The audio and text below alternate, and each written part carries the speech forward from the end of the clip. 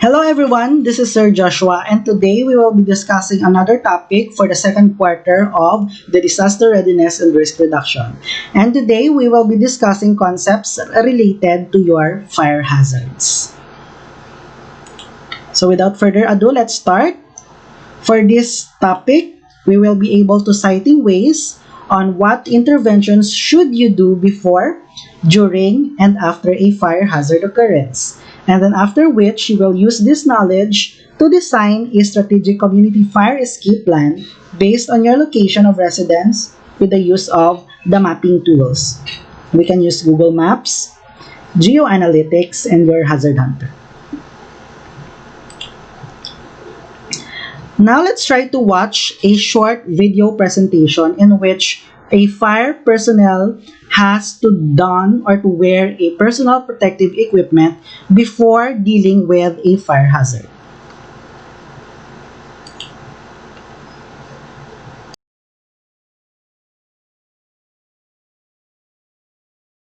Begin this process by having the equipment placed in a logical order for donning. Remove footwear.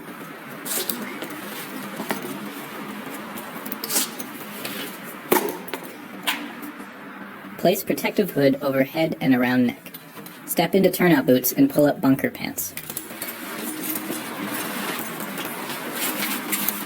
Fasten pants and tighten suspenders.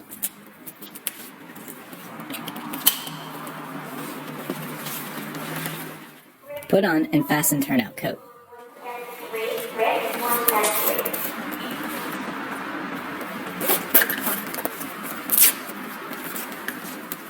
Adjust hood for easy deployment and close collar. Put on helmet. Put on gloves.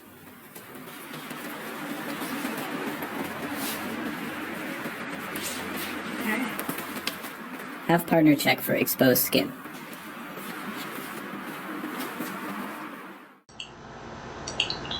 Okay, so as you have seen in the video presentation, that is the sequence on how a fire personnel deal or wears the appropriate personal protective equipment before going to a certain fire hazard occurrence. Kinahanglan nila magpasunod sang amo ito nga steps kay para sila mismo maging safe in dealing with the fire hazards. It's because they can have the burns or pwede nga mangin sila mismo ang maging victim sang amoy na occurrence. And here in the Philippines, we consider the month of March as the fire prevention month. And especially here in the Philippines, the occurrence of fire hazards, though common siya, especially in the months of summer. So March, April, and May, ginabantayan, gina siya nga months, especially if summer, kag tamaan gid kainit ang centigrade nga gina-release ang ating environment during those months. So fire hazard is kumbaga ginatutukan especially on those months. Okay? Now, let me ask you this question. What are your insights regarding the fire prevention measures in the Philippines? Can we consider our preparations as sufficient? Why or why not? So let me know your answers in the comment section of this video presentation and video link, and I will be able to check your answers later on. So even though we are in a asynchronous process of class for today, I will try to check all your answers and your details as well in this kind of activity. Clear? Okay. Now let's have the concept of your fire. So what is fire? So fire is a rapid, self-sustaining oxidation of combustible materials accompanied by the evolution of heat and light of varying intensity. Siyempre, kung may ara init, pag may ara light, chances are there is a chance of formation of a thing we call your fire. So in the process of combustion, there is a formation of the fire that results to the formation of heat, energy, and of course, your light. Okay? So always remember, class, that fire is fast. Fire spreads quickly. There is no time to gather valuables or make a phone call. In just 2 minutes, a fire can become life-threatening, and in 5 minutes, a residence can be engulfed in flames. Also remember, class, that fire is dark. A small fire can produce enough smoke to fill a building in minutes. And remember, class, that fire is deadly. Most people who died in fire died from breathing the smoke and the toxic gases from those infrastructures. Fire produces poisonous gases that make you disoriented and drowsy. So as you have noticed sa mga telenovelas or movies, you can see there that especially if the person has inhaled too much of smoke, gakalipungan. It's because number one, there is the presence of a carbon dioxide, which is as simple as fiction, a carbon monoxide, and most especially your nitrogen oxide. Okay? Now, how is fire being developed? Remember lang, class, the elements of your fire, which is your fire tetrahedron. So it is a pyramid or visual aid that reminds us of the 4 important ingredients to initiate and sustain a fire. Now, let us remember the 4 elements. Amo ni siya ang kinahanglan, or these are the things we need to have the reaction or the creation of a fire. Number 1 is it must have a fuel. So your fuel is any substance that can combust or may result to the formation of flame. Next, heat. So heat energy is sufficient to cause your ignition.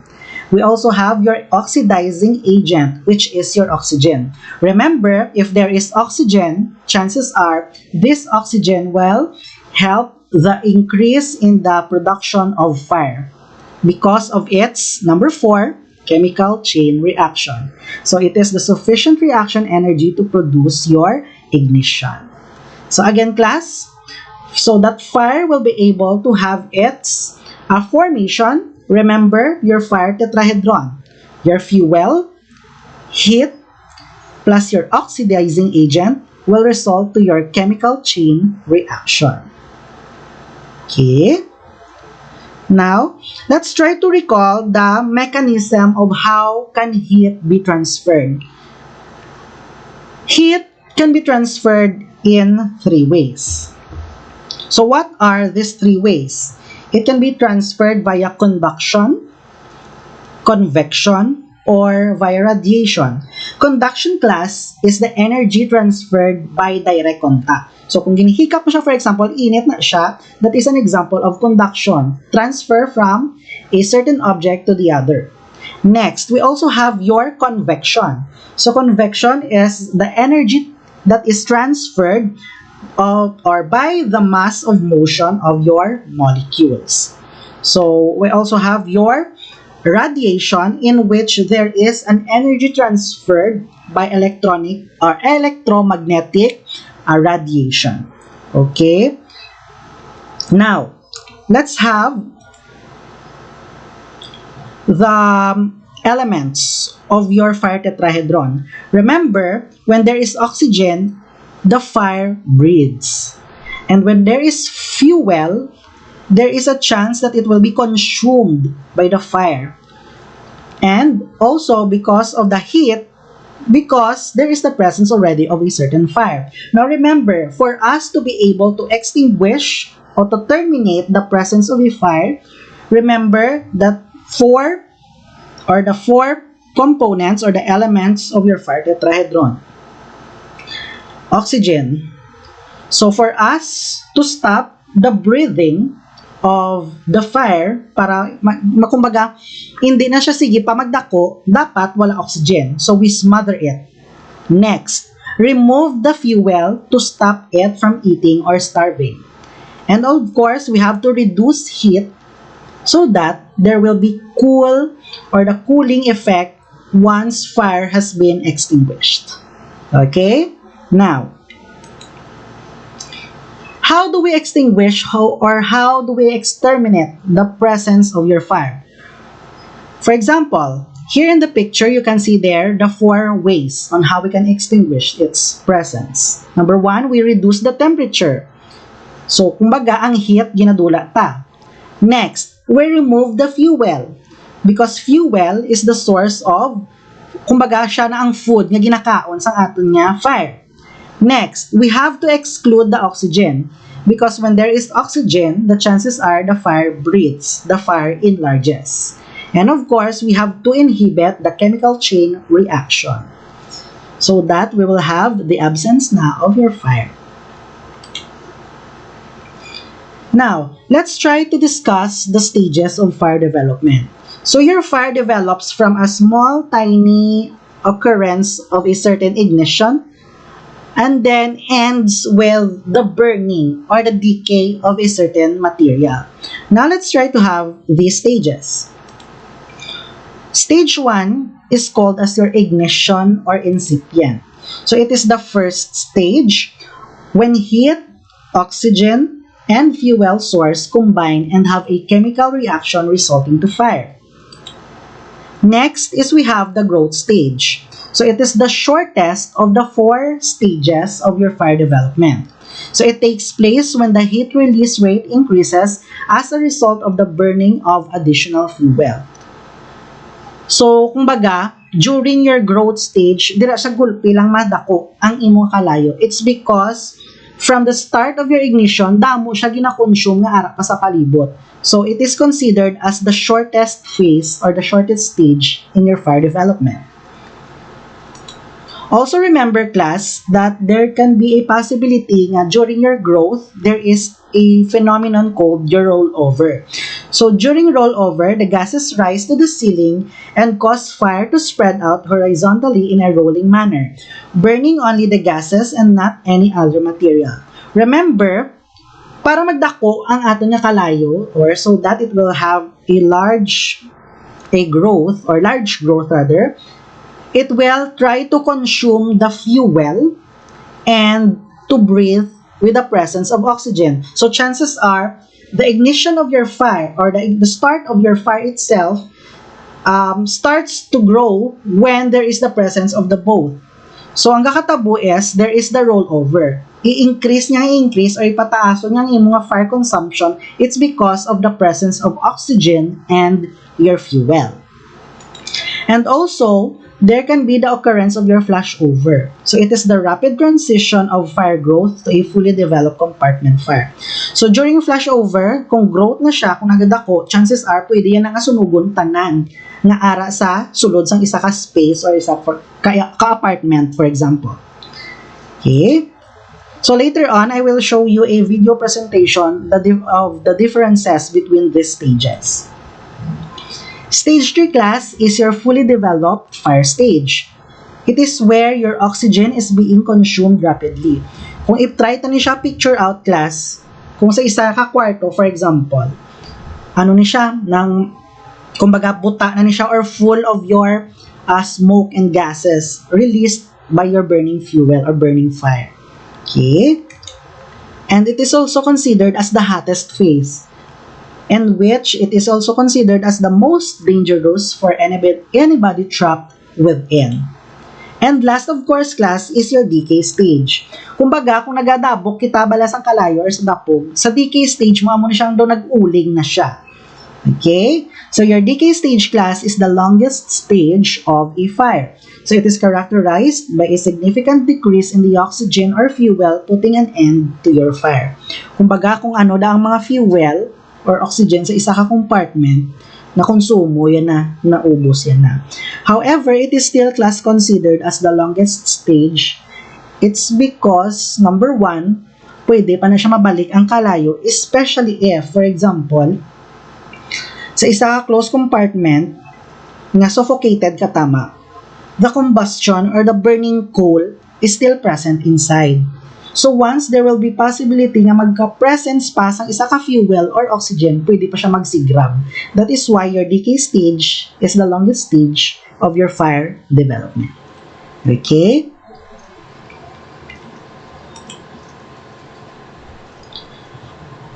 In your decay stage, class, we have 2 dangerous occurrences that may occur.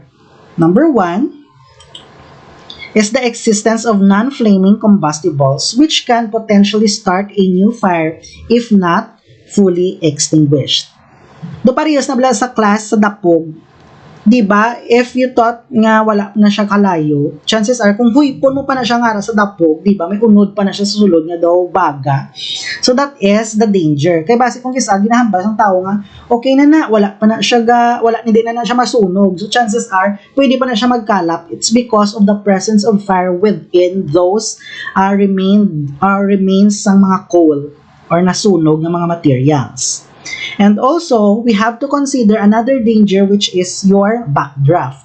So it is an explosive fire that happens when oxygen is reintroduced to a volatile confined space. So as you can see on the GIF class, so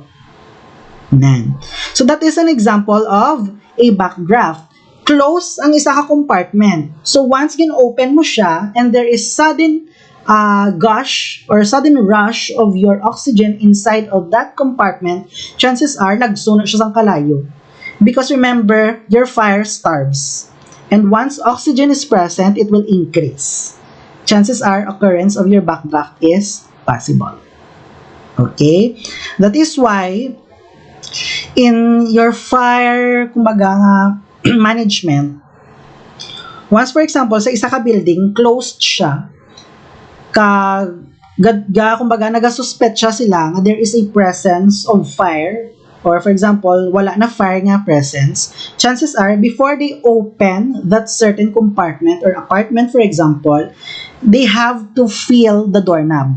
Kaya base karon ng doorknob, init na siya, pag open nila pwede na sila kaunod sa kalayo because of your backdraft. Okay, remember class, when you suspect of a fire occurring in a certain closed space, like for example, your apartment, try to feel the doorknob. Kung tamaan ka init ang doorknob, do not open. Chances are may sunog dira sa sulod. Okay? Because there are instances also nga ang door or ang pertahan is intact pero sa sulod gali sunog or grabe na tong sunog. Okay? So those are now the two common dangers in your decay stage. So here is class an example of your fire development stages ng video. So we'll try to differentiate your ignition, your growth, your fully developed fire, and your decay stage.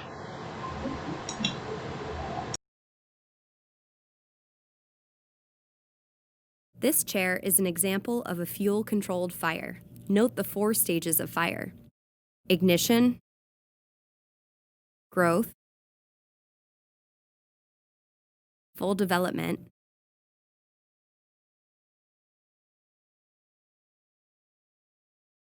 and decay.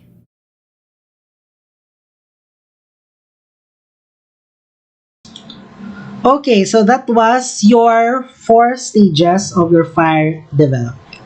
We have your ignition or your incipient, your growth, your fully developed fire, and your decay stage. Now, what are the commonly experienced fires? Ano ang mga possible causes where there is the occurrence of your fire? First, let's have your building fires. So, building fires class may be caused by human negligence or arson. Later on, we will discuss arson. So, it can also be accidental. So, other causes are, it can be caused by your electrical systems, or your overloading of supplies or appliances, or it can either have your carelessness of the users. Next, we also have class your wildfires.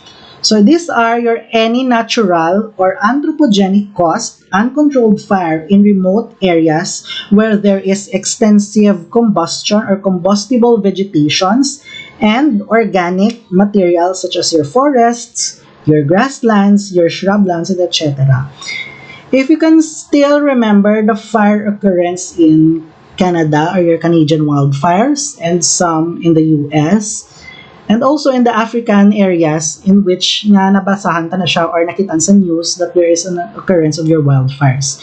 So kaluluoy lang, especially if there are extinct animals already present in those forests and then nakasunog pa. So chances are nagakadula na gid sila.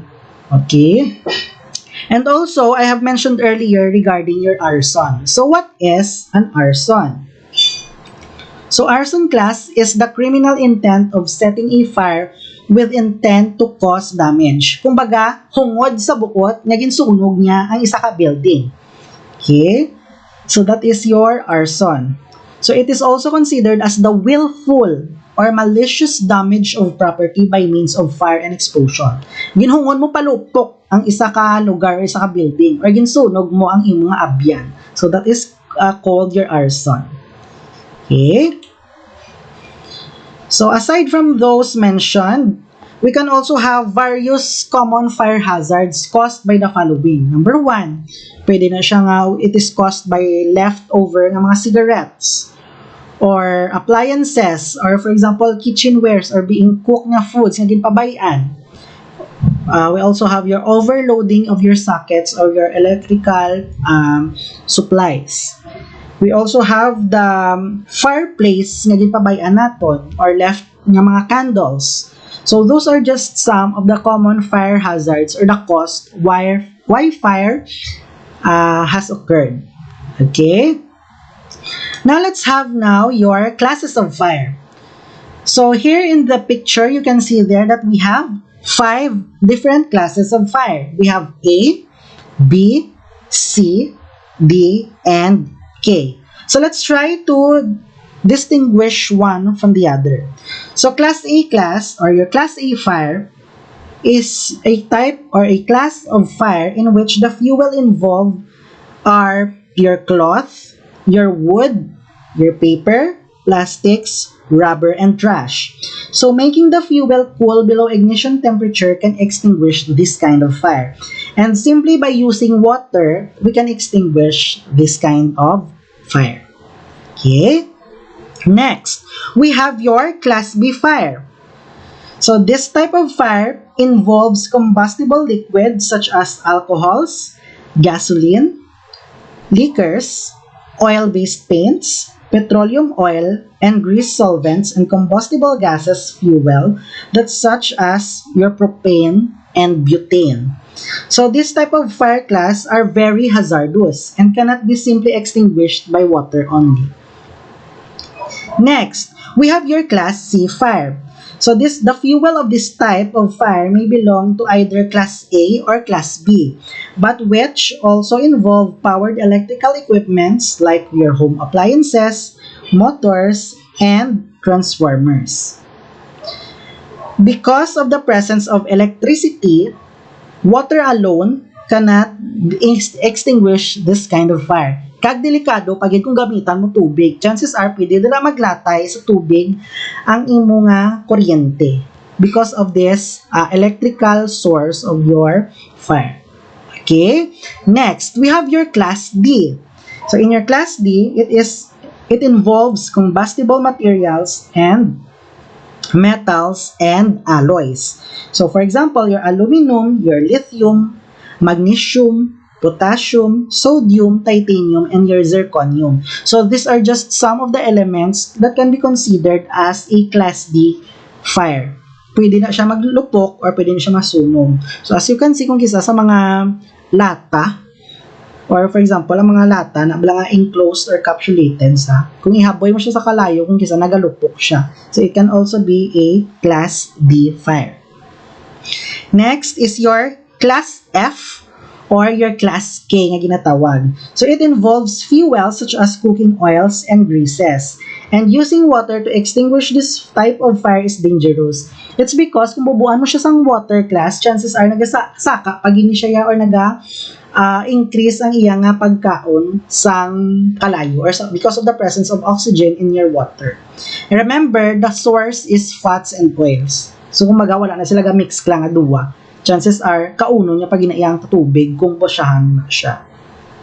That is why you have noticed in the school that we have different types of your fire extinguishers, because this kind of fire extinguishers are kumbaga made on a specific type or class of a fire.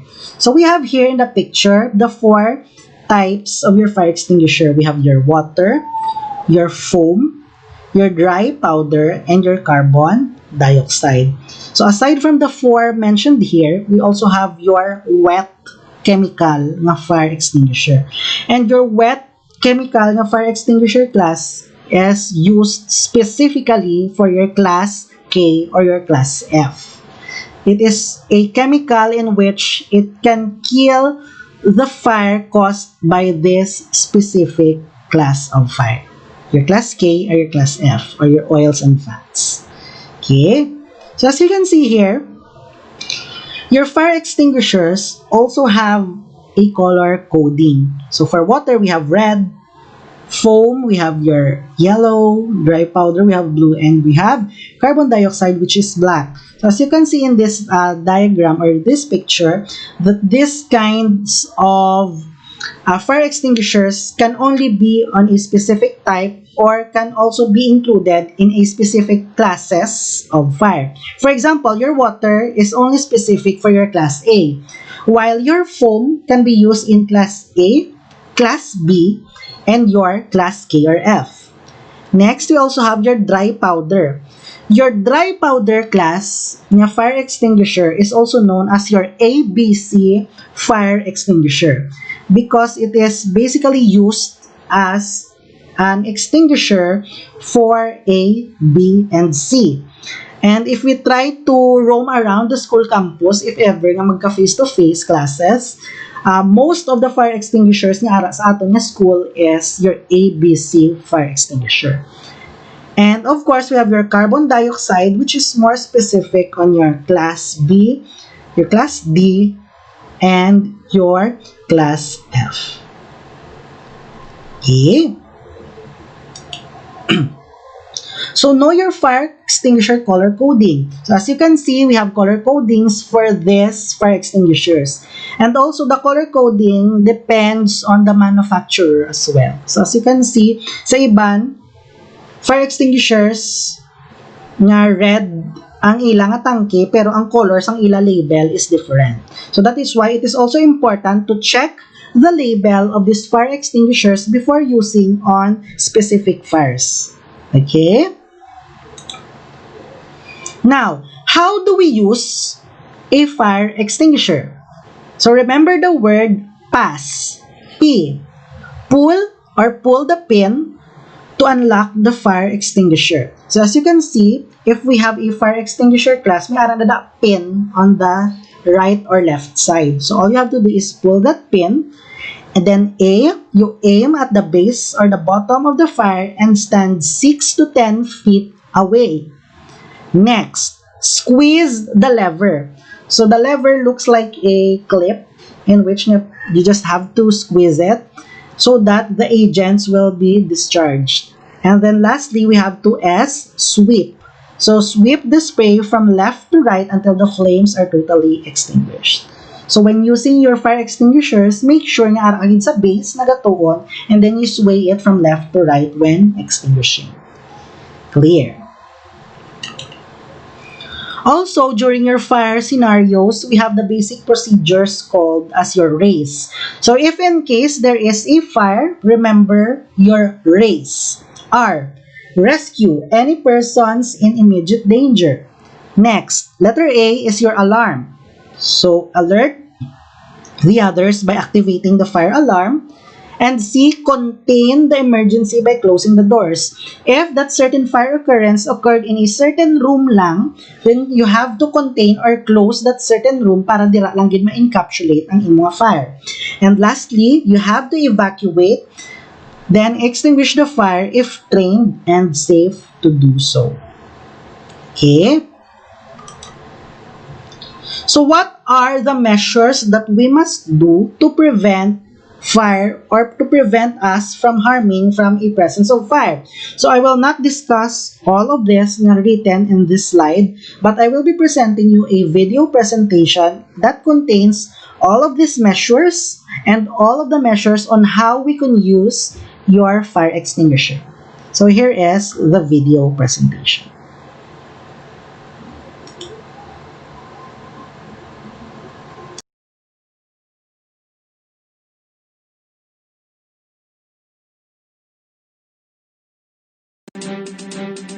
Upang maibsan ang pagkakaroon ng aksidente dulot ng sunog, idinaraos tuwing Marso ang Fire Prevention Month. Gamitin ang panahong ito para tingnan ang mga electrical wires sa ating tahanan at opisina upang mabawasan ang panganib ng sunog sa inyong tahanan. Mag-install ng smoke detector sa mataas na bahagi ng inyong bahay. Siguraduhin gumagana ito sa pamamagitan ng pagsuri ng baterya o power supply.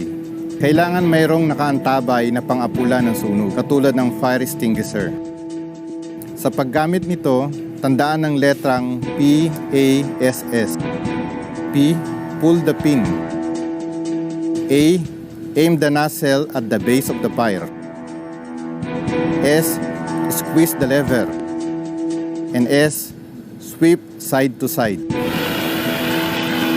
Magkaroon ng emergency exit plan sa inyong tahanan at ipaalam ito sa mga kasama sa bahay. Kung may kasama kayong bata o may kapansanan, planuhing mabuti ang kanilang kaligtasan sa oras ng sakuna.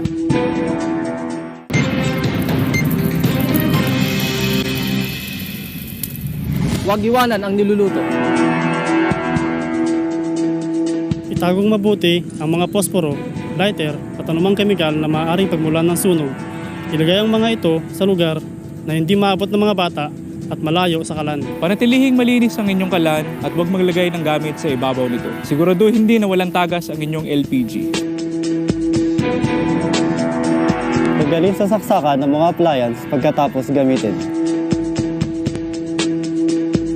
Iwasan ang pag-overload ng mga saksakan at huwag gumamit ng sirang kordon. Layo ang kandila sa mga bagay na madaling masunog at huwag kalimutang patayin ito bago matulog. Kung nagpiprito at biglang nagliyab ang kawali, huwag itong buhusan ng tubig. Sa halip, takpan ito ng basang tela.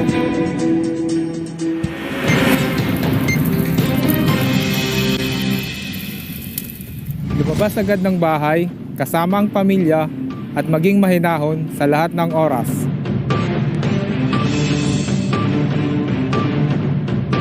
Isara ang pinto ng nasusunog na kwarto, maging ang mga pinto ang madadaanan upang hindi kumalat ang apoy.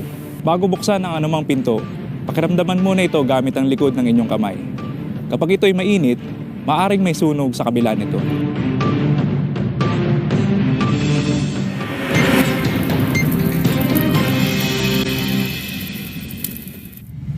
Pumwesto sa kwartong may bintana at tumingin ng saklolo. Magwagayway sa labas ng bintana ng anumang telang may matingkad na kulay. Sa ganitong paraan, mabilis kang makikita at masasagip ng mga bumbero. Kapag makapal na ang usok, gumapang palabas ng bahay. Gumamit ng basang tela para ipantakip sa inyong bibig. Kapag nadapuan ng apoy, gawin ang stop, drop, cover your face and roll. Tumigil sa pagtakbo. Tumapa sa sahig. Takpan ang mukha. At magpagulong-gulong.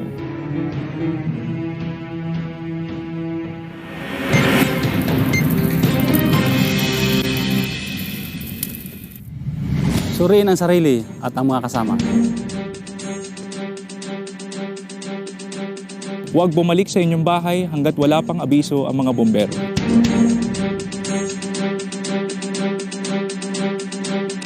Tamang kaalaman ay kahandaan. Maging ligtas, maging panatag. Pilipinas. Okay, so that was the video presentation on how we can manage the fire before, during, and after its occurrence. And also, we have seen there on how we could properly use a certain fire extinguisher. Now, let's proceed with your synthesis. So we will not deal much of the questions for the synthesis, but instead, I want you to comment down on the comment section the answers you have on the first or the initial question that we had on the prior to the start of our discussion, in which what are your insights regarding the fire prevention measures here in the Philippines, if it is sufficient or not. Okay? And of course, for me to be able to check your attendance for this session, I want you to proceed on the description box below. So makita nyo lang ang description box, and then you will see there a link or the Microsoft Forms na link, so that you will be able to fill in your attendance for this week's session. Okay? Now, let's have your tasks for the week or your assignments for the week. So I want you to go directly to your L3 Acquire and your Module 2 L3 Apply. So first, let's have your Acquire. So for Acquire, I want you to answer a short quiz regarding fire preventive measures. And for your Apply, I want you to have the B group activity for this. So this activity is called Get the Fire Out, the Fire Escape Plan. So using the Sketch app or your Microsoft Word or Pages, and with the use of your Google Maps or your Geo-Analytics and your Hazard Hunter, I want you to design a fire escape plan for a specific purok or a barangay, and make a creative fire exit plan with the placement of your fire hydrants, your fire department, your evacuation centers, and other creative plans for the community in case that there will be fire. So, pili lang kamo kung purok ang himuan nyo or barangay ang himuan ninyo. Okay? Now, so this is an example of your fire escape plan for a building. Building lang ni siya, yeah. But I want you to make a fire escape plan nga pang community. So as you can see there is the presence of your legend. For example, may elevator, may fire extinguisher, your access for PWDs, your exits, and your first aid or your presence of first aid. So I want you, class, to also have this specific type of presentation nga do pareho sini. Okay? So, pwede na dangan sa diri ang mga panimalay, tapos di na sila maagi in times na may disaster or may fire occurrence sa isa ka purok mismo or dako siya nga fire sa purok or sa barangay. Okay? Next. Let me discuss to you the mechanics in making your fire escape plan.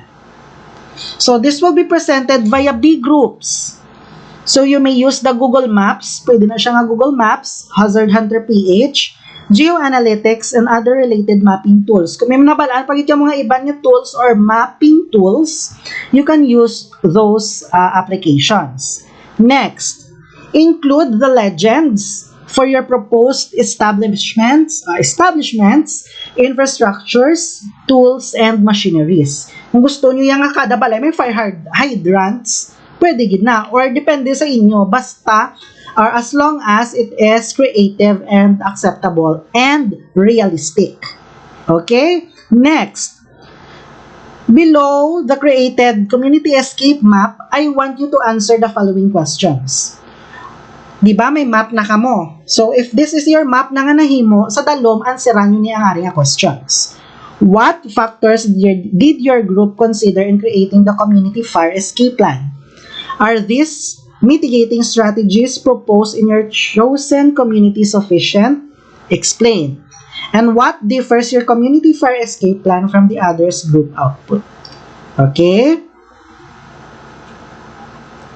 So the deadline for this activity class will be on December 12, 2020. Same with the deadline for your major PT. Okay? So take note for the group leaders, turn in your fire escape plan output along with your group peer evaluation. Again, let me reiterate the importance of your group peer evaluation. Kay kung kisa, mapasa ka mo bala group eval ninyo, late nakatama. Or for example, kung kisa wala nagaka-include sa grading, it's because nga wala ginapasa ni leader. Biskan gina-remind ni member. So please, for the group members, remind your leaders to have the peer evaluation. And then let your group also know if, for example, si amo ni nga member wala gabulig, so chances are pwede siya yakadidak some specific points sa amo nga member. Okay? And of course, the maximum points that you can give is 10 points. Remember, for this activity, no peer evaluation, automatic no score for the evaluation. For example, 30 points ng activity plus 10 points na peer eval. That is 40 points. Now, if the group leader forgets or doesn't have the peer eval, pwede na siyang hatag. Kuya, for example, sinyo perfect ka mo 30. Pero wala ang dapat 40 na siyang inyong points, 30 lang ihatag ko. It's because of the absence of your peer evaluation. Okay? So again, the deadline will be on December 12, and then please have your peer evaluation for this. Okay?